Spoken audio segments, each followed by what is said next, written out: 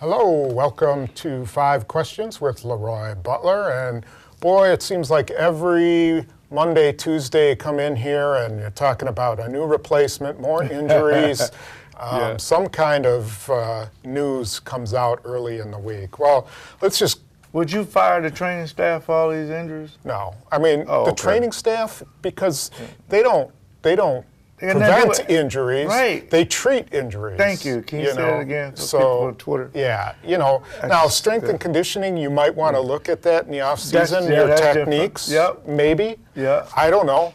Maybe not. Maybe it's just chance. But the training staff, that's ridiculous because all they do is treat injuries. I agree 100%. And then I'm going to go on a rant here, even though it's your show. I like this. I like when you go on a rant. The hamstring injuries you wonder about. Okay, why were there so many hamstring injuries? But the major injuries, Rodgers, broken collarbone, Matthews, broken thumb, Cobb, broken leg, Nick Perry, broken foot. Derek Sherrod's fiasco.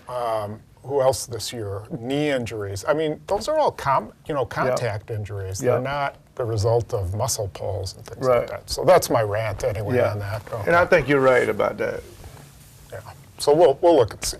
So more angry than people want to blame people, but I know. But maybe they do need to look at what they do in the off season. Do you think? I think they do all the time. I think McCarthy's always looking at his off-season conditioning program. I know for a fact he looked at his OTAs. He doesn't overwork the guys. He doesn't underwork them. I love the way he prepares his guys.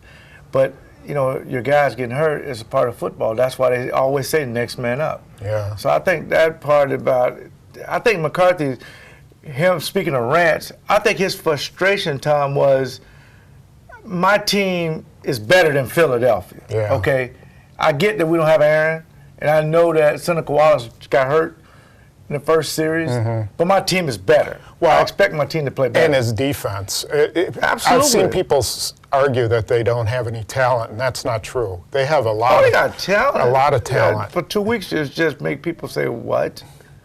And I think that I've never seen McCarthy that mad after a game, and I think it was directed at the defense, don't you? Absolutely. As a matter of fact, I was shocked Don Capers didn't just get fired. But I thought about McCarthy doesn't make these knee-jerk, these just kind of reactionaries. He doesn't do that. He thinks about the pedigree and the hard work that Don Capers has put in. He also thinks about what Don Capers has to work with. So the only time they've ever did that was Jeremy Ross. Other than that, I don't think that would happen. The next day, he calmed down. He looked at the film. Sometimes you look at the film, it's not as bad. Right. But we're going to talk about an X's and O's where a lot of this stuff could be prevented, and they actually could have won that game. Kind of sloppy play. Absolutely. And I don't know if they were necessarily put in the wrong position, but as you showed, and we'll show on the X's and O's, it was just poor fundamental play in recognizing things and doing. And one of the guys who we'll look at a lot was Morgan Burnett. That was probably the worst game of his career, wasn't it? I agree. I mean, at this particular time of his career, he should be making that leap to being an elite safety, especially in this division when you play, quarterbacks who gives you opportunities, anywhere from Jay Cutler, Matt Stafford, Christian Ponder. And I looked at all the quarterbacks, and the Packers are on pace to have 6 interceptions. Normally, that's 1 year for a safety. And not only that, but the tackling ability of Morgan Burnett hasn't been where he wants it. Yeah. So they got to figure that out in a hurry. But for the most part, because I went back and thought about, he's supposed to be very smart, rangy, and a ball hawk. And I haven't seen that. No.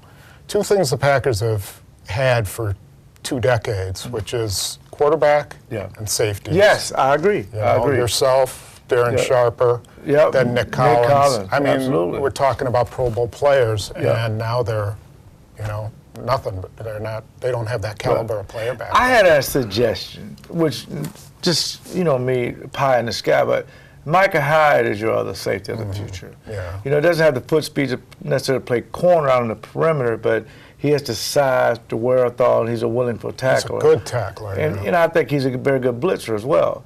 So with 42 and 33 back there, instead of 43, I think you'll be a more I think your defense will be more exotic, to where you can run more blitzes and more man-to-man, and you can go after the quarterback. And I wouldn't be surprised if we see more of Chris Banjo this week. Just, Absolutely. I mean, as a changeup. Yeah, as a changeup. Yep. They can't bench Burnett and MD Jennings because you're not putting Jerron McMillan back there. He's already proved, you know, he can't handle that. Right. And Banjo has been gradually getting better, but he's not the prototypical safety you want back there. And just because these guys had one bad game or even two, we're not giving up. That's not what we're saying. We're just saying Don Capers is going to the drawing board to figure out how can I go after the quarterback and how can I not let 9 plays over 20 yards. That has to cut out. Either cut it in half. Up into the Chicago game, Tom, they only had, I think, 0 coming into the particular game. So that has to change. You can't give up plays over 20 yards, 9 of them. That'd be difficult. Yeah, definitely. Looking into this game, speaking of turnovers, the Packers have not caused any. 3 interceptions all year. Yeah, that's not good. And they had, you know, several opportunities, I thought, yesterday. But they're facing a guy who's thrown 16 interceptions, in Eli Manning this week. So if they threw a can't, pick 6. Yeah, threw a pick 6. If they can't get an interception this week, will they ever? Well, there will be opportunities, okay? Because you got good Eli, bad Eli. The good Eli wins you 2 Super Bowls in 5 years. The bad Eli starts out 0-5, 0-6, and can't get his team running and throws a plethora of interceptions. But he also have very good targets. To Cruz, Ruben Randall. So Akeem Nicks. Yeah, Akeem Nicks, a guy that some people wanted the Packers to trade for, but where Boykin exploded, I think they went against that. So you're going to be in New York, a team that overall has had your number, but you've won there before. It's a game that Tolzien has to take control. It's going to be loud, but I think that's the reason why McCarthy named him as starter. The kid showed enough. He showed enough to make him the starter, so he gets lots of the reps. They'll bring in Matt Flynn as the backup maybe if he's healthy. But I'm okay with Tolzien. I really feel like they can win with it. Yeah, I'm going to pick the Packers to win. I saved this for last because everybody's talking about it. And explain, maybe you can explain why McCarthy's gone with Tolzien, and Matt Flynn is more of an emergency type of player. A lot of people want Flynn to start, but... Well, I looked at the pedigree of everything. Flynn has been here, he knows the system. He went out to Seattle and couldn't basically unseat a rookie, Russell Wilson. Okay, you go to one of the worst teams in the league in Oakland, and you couldn't take it away from a dual threat, Terrell Pryor. And then you go to Buffalo. Their quarterback situation is horrific. They got a first-round pick, E.J. Manuel from Florida State, by the way. They had Toole and Lewis, 2 inexperienced quarterbacks. And, Tom, it made me think, they didn't even just keep him. They just cut him. Yeah. So maybe he wasn't the elite quarterback they thought it was when they played against the Packers played in Detroit. Right. Because he had a lot of opportunities to make plays.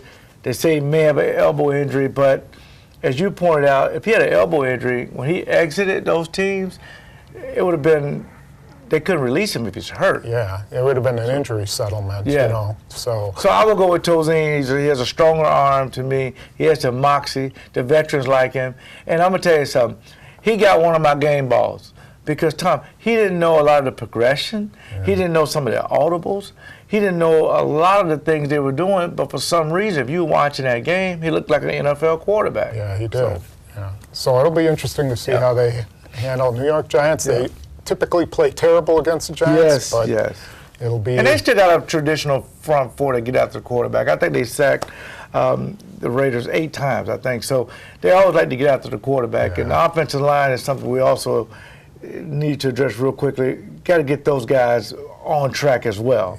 And I think they'll be fine. Okay. Well, thanks for joining us, and be sure you tune in to X's and O's. We'll be talking both Packers and Giants.